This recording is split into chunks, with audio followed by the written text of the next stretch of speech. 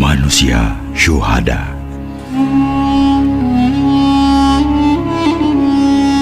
Satu tingkat di atas orang-orang saleh adalah para syuhada. Mereka menjadi saksi kebenaran, termasuk yang menjadi martir atau gugur di medan pertempuran untuk membela yang benar.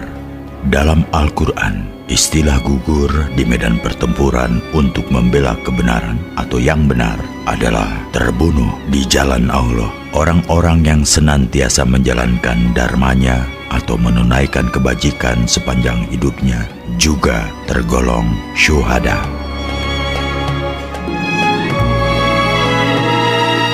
Dalam sebuah hadis yang diriwayatkan oleh Ahmad dan berasal dari Ibnu Mas'ud, Rasul bersabda, "Sebagian besar para syuhada umatku adalah mereka yang mati di tempat tidur. Ada orang yang terbunuh di antara dua barisan, tapi Allah lah yang mengetahui niatnya." Jelas sekali bahwa syahid atau mati syahid bukanlah semata-mata pergi bertempur di medan perang lalu gugur di sana. Jika hanya gugur di medan perang, maka yang mati syahid hanya sedikit. Cobalah kita perhatikan kenyataan hidup ini dengan seksama, maka yang menjadi tentara itu persentasinya kecil sekali, apalagi di zaman sekarang. Perang tidak lagi mengandalkan banyaknya tentara, tapi kecanggihan peralatan dan mesin perang.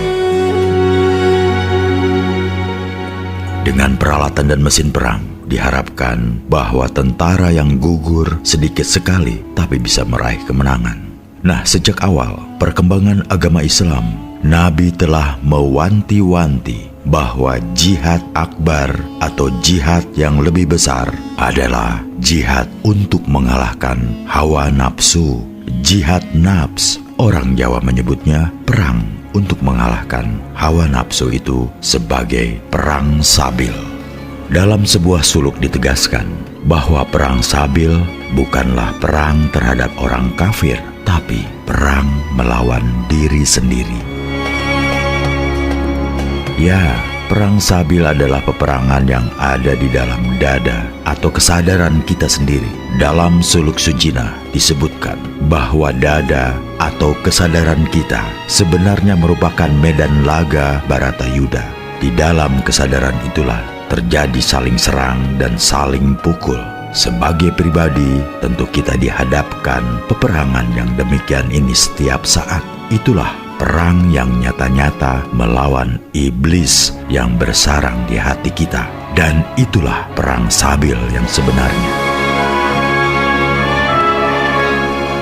Dengan demikian, wajar sekali bila sebagian besar syuhada itu, ya orang-orang sipil atau warga negara biasa yang matinya bukan di medan pertempuran. Kalau di zaman sekarang, pegawai negeri atau aparat pemerintah yang benar-benar melakukan pekerjaannya dengan pengabdian sepenuhnya dan tidak ikut-ikutan korupsi, maka itulah yang disebut mereka yang melakukan perang sabil dan matinya tentu sebagai seorang syuhada.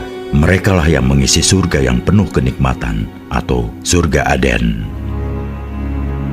Syekh Abdul Qadir Jailani menyatakan bahwa batalnya wudhu syariat ialah keluarnya najis atau hadas dari dalam tubuh, misalnya kentut, buang air, atau bersetubuh. Menyucikannya menggunakan air.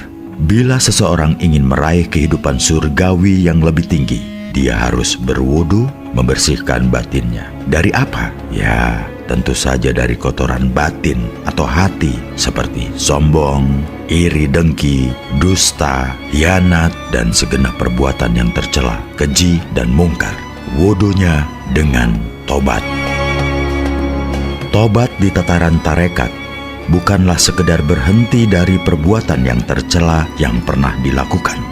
Tobatnya harus meliputi usaha atau jihad untuk tidak melakukan segala hal yang tercela. Jadi dalam pengertian tobat, tidak harus ada perbuatan tercela dulu baru berhenti, tetapi dari awal telah menghunjamkan niat untuk melakukan segala perbuatan tercela. Ketika pelaku syariat sholat, maka sholatnya itu hanya untuk memenuhi kewajiban agama. Secara lahiriah, sholatnya dilihat orang Pada tahap ini, sholat itu tidak mengisi daftar kehadiran. Di tahap inilah kita sering mendengar teman kita berujar, "Plong, sudah, karena saya telah sholat." Saya yang mendengarkan juga ganti menyahuti, "Saya pun ikut plong karena teman saya merasa plong." Ya, kita ikut bergembira karena teman merasa gembira. Kita ikut bersenang karena teman merasa senang. Menurut Syekh Abdul Qadir Jailani, sholat yang berupa hadirnya hati dalam mengingat Tuhan, inilah sholat wusta. Masjidnya berupa hati dan jamaahnya merupakan kumpulan kekuatan batin untuk berzikir kepada Tuhan. Imamnya berupa kerinduan terhadapnya, kiblatnya berupa kehadiran Allah di dalam hatinya setiap saat. Dengan demikian, zikirnya terus-menerus terjadi, baik ketika jaga maupun saat tidur.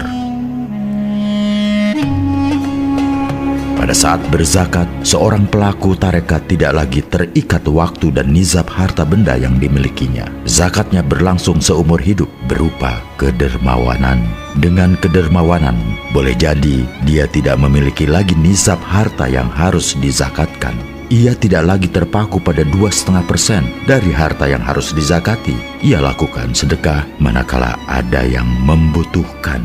Dalam Al-Quran disebutkan, "Kamu sekali-kali tidak sampai pada kebajikan sebelum kamu menafkahkan sebagian harta yang kamu cintai." Puasa ahli tarekat juga sepanjang hayat. Puasanya bukan pada waktu tertentu dan tidak pula menahan diri dari lapar dan haus serta hubungan seksual selama waktu tertentu pula. Puasanya berupa tindakan untuk menahan diri dari perbuatan dosa dan semua perbuatan yang bisa mencelakakan manusia. Jadi, buka puasanya bukan pada saat beduk maghrib, tapi pada saat menikmati surga astral. Nah, yang terakhir adalah ibadah haji. Ibadah haji secara tarekat tentunya bukan di Mekah yang ada di Jazirah Arab. Ibadah haji di tingkat tarekat bisa dilakukan oleh siapa saja dan tidak ada sangkut pautnya dengan kemampuan harta benda lahiriah. Mengapa? Karena Ka'bah yang dikunjungi ini ada di dalam hati. Inilah rumah Allah yang sejati. Inilah rumah Allah yang harus dibersihkan setiap saat untuk tawaf, itikad, ruku, dan sujud. Di rumah Allah inilah kita senandungkan zikir kepadanya. Bagaimana menurut Wedatama perihal ahli tarekat? Menurut serat tersebut, sembah atau perilaku kebajikan berikutnya adalah sembah cipta alias sembah kolbu.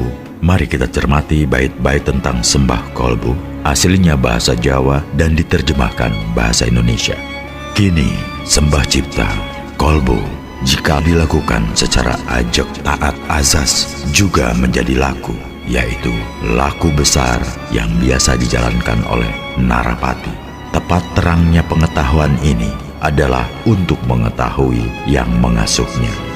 Bersuci sembah kolbu itu tidak menggunakan air, tapi dengan mengendalikan hawa nafsu, diawali dengan tertib, teliti, berhati-hati, tetap berusaha dengan tekun hingga menjadi kebiasaan. Itulah teladan untuk kewaspadaan.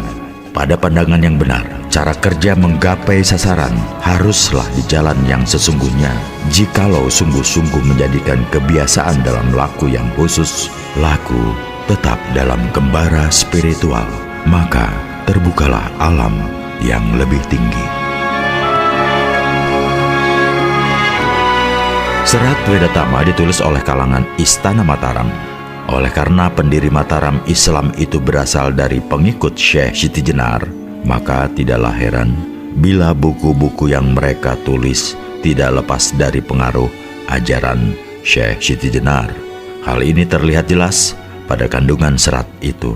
Bagaimana serat itu memposisikan syariat, tarekat, hakikat, dan makrifat dalam kehidupan sehari-hari, sehingga orang yang terlalu memosisikan syariat dalam hidupnya digambarkan sebagai santri dul yang berdakwah di daerah Pacitan, lalu ribuan orang mengikuti apa yang diucapkannya.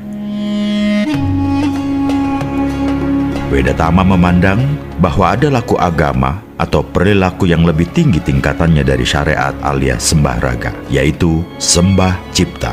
Ibadah di tingkat ini biasa dilakukan oleh para raja. Ya, inilah ibadah para narapati atau raja-raja di Kepulauan Nusantara. Jika ibadah lahiriah harus suci dari hadas dan najis dengan air untuk berwudu dan mandi, maka bersuci untuk sembah cipta tidak dengan menggunakan air. Bersucinya justru berupa pengurangan terhadap hasrat dan keinginan. Apa maksud sembah cipta, sembah kolbu tersebut? Maksud dan tujuan ibadah kolbu ini adalah mengetahui pengasuh gaib kita sendiri. Perang untuk mengurangi hasrat dan keinginan yang ada di dalam kolbu atau hati. Merupakan perang sabil yang sebenarnya. Inilah jihad akbar, jihad yang lebih besar yang harus dihadapi setiap orang. Syariat pada tataran awalnya juga untuk membangun watak jihad akbar tersebut. Tapi mengapa ajaran-ajaran luhur tersebut tidak sampai merakyat? Mengapa yang merakyat justru ajaran di tingkat syariat yang notabene berada pada posisi sembah yang paling bawah? Ya. Karena syariat adalah bagian sembah yang paling gampang dipakai sebagai alat politik. Lihatlah perbedaan mazhab pada agama Islam. Perbedaan mazhab itu tidak ubahnya perbedaan warna kulit, bentuk mata dan rambut. Perbedaan pada tingkat syariat tidaklah substansial dalam upaya membangun kemanusiaan. Namun, peperangan yang terjadi justru akibat dari perbedaan syariat. Masing-masing pihak merasa yang paling benar dan yang lain salah. Ajaran Kanjeng Nabi Muhammad SAW yang diterapkan oleh Syekh Siti Jenar telah melampaui perbedaan itu. Seluruh manusia diajak untuk bisa menemukan jalan hidupnya. Semua manusia diajak untuk bisa kembali ke hadirat Tuhan. Secara bertahap, manusia diajari membuka rahasia alam. Perlahan-lahan, manusia harus bisa menyikap tabir yang menutupi kebenaran sejati. Manusia harus melangkah dari tahap syariat menuju tarekat, maka jangan heran bila kata tarekat sudah terserap dengan baik di masyarakat Jawa dan berubah bunyinya menjadi tirakat. Pada masa yang lalu, pra tahun 1970-an, hampir setiap anak-anak di Jawa dituntut oleh orang tuanya untuk bisa menjalani tirakat agar bisa hidup mulia. Jadi tidak seperti zaman sekarang, kita seolah-olah didorong untuk potong kompas dalam meraih cita-cita dan tujuan. Tidak ada potong kompas dalam perjalanan alam semesta ini. Yang ada adalah terobosan alias breakthrough. Misalnya untuk mengembangbiakan tanaman, semula kita menggunakan benih atau biji atau bibit setek, tempel, dan cangkok. Sekarang kita bisa menggunakan bibit berupa kultur jaringan. Semua orang melahirkan secara alami, tapi sekarang bisa melalui bedah sesar. Jihad di masa peperangan masa lalu memang bermakna berjuang di medan pertempuran. Sekarang, struktur masyarakat sudah sangat kompleks. Peperangan tidak lagi sepenuhnya berupa pertempuran fisik. Peperangan sekarang lebih banyak terjadi dalam adu kecerdasan dan kepandaian. Kanjeng Nabi Muhammad menyebut peperangan yang lebih besar adalah jihad al-nafs, perang mengalahkan diri sendiri. Iman dan amal saleh dalam tataran jihad adalah perang untuk mengalahkan diri sendiri. Inilah jihad untuk mengalahkan hawa nafsu. Inilah jihad mengurangi hasrat dan keinginan dalam hidup ini. Caranya, kita mulai jihad itu dengan menempuh hidup tertib, teliti, dan berhati-hati. Kemudian, upaya untuk mengendalikan diri kita perjuangkan dengan tekun hingga menjadi kebiasaan dalam hidup ini. Dan akhirnya terciptalah kewaspadaan hidup. Tertib, teliti, dan berhati-hati harus menjadi kebiasaan hidup. Bukan rutinitas dalam menjalani hidup, tapi perjuangan untuk tetap hidup tertib, teliti, dan berhati-hati. Lalu, upaya itu harus didukung oleh kembara spiritual berupa sholat wusta, yaitu hadirnya hati dalam menghadap Tuhan. Artinya, ketika kita menjalankan hidup tertib, ketertiban itu lahir dari hadirnya hati menghadap kepada Tuhan. teliti dan berhati-hati pun lahir dari sikap hidup menghadap kepada Tuhan. Menurut R. Sujono Rejo, sembah cipta ini dipahami sebagai upaya menundukkan angan-angan dan hasrat hati agar bisa berjalan sesuai dengan hukum kasunyatan atau kebenaran yang bekerja di alam semesta. Menurutnya, jiwa adalah pancaran cahaya Tuhan di dalam jasad. Maka, jika jiwa tidak dikendalikan, yang terjadi adalah munculnya keinginan tanpa berpijak pada kebenaran, eksploitasi terhadap alam tanpa mempedulikan timbulnya kerusakan lingkungan adalah wujud lepas kendalinya keinginan dan hasrat manusia. Apa yang diperoleh dengan jihad? Dalam bahasa Wedatama, jihad atau sembah cipta adalah usaha untuk mengetahui pengasuh gaib kita sendiri. Dalam Al-Quran disebutkan bahwa setiap orang telah diberi penjaga oleh Tuhan. Sesungguhnya pada setiap diri itu ada penjaganya. Keberadaan penjaga atau pengasuh itu gaib. Mereka meskipun berada bersama dengan diri kita, tapi tidak dapat kita saksikan dengan mata kepala. Mereka memang tidak untuk kita sembah, tetapi kita harus bisa hidup selaras dengan mereka. Mereka pula yang pertama-tama mengasuh keberadaan kita secara gaib. Dalam tradisi Jawa, mereka kita kenal sebagai Kaki Among dan Nini Among. Mereka berdua juga disebut sebagai saudara Marmati, pengasuh yang memberikan kasih sayangnya. Nah, upaya untuk hidup tertib, teliti, dan berhati-hati yang disertai zikir atau meditasi sebenarnya usaha untuk mengenal pengasuh gaib kita. Bila kita sudah mengenalnya, mereka akan membantu perjalanan spiritual kita untuk mencapai kehidupan spiritual di alam yang lebih tinggi. Hasilnya adalah pencapaian Jannah Al-Naim atau surga Eden. Tahap ini pun dalam ajaran Syekh Siti Jenar diabaikan karena pada tahap ini manusia masih terikat oleh keinginannya walaupun berupa keinginan spiritual. Pada tahap ini pula kita dituntut untuk bisa hidup hening, bening, jernih hati dan pikiran. Namun, bagi yang belum berkuasa untuk menjalani hidup makrifat, sembah cipta merupakan tahapan yang harus dilalui. Tanpa melalui tahap ini, jelas kita kesulitan dalam melaksanakan ibadah di tahap yang lebih tinggi. Dan surga di tahap inilah yang lebih banyak dibeberkan di dalam Al-Quran pada zaman kehidupan Kanjeng Nabi Muhammad.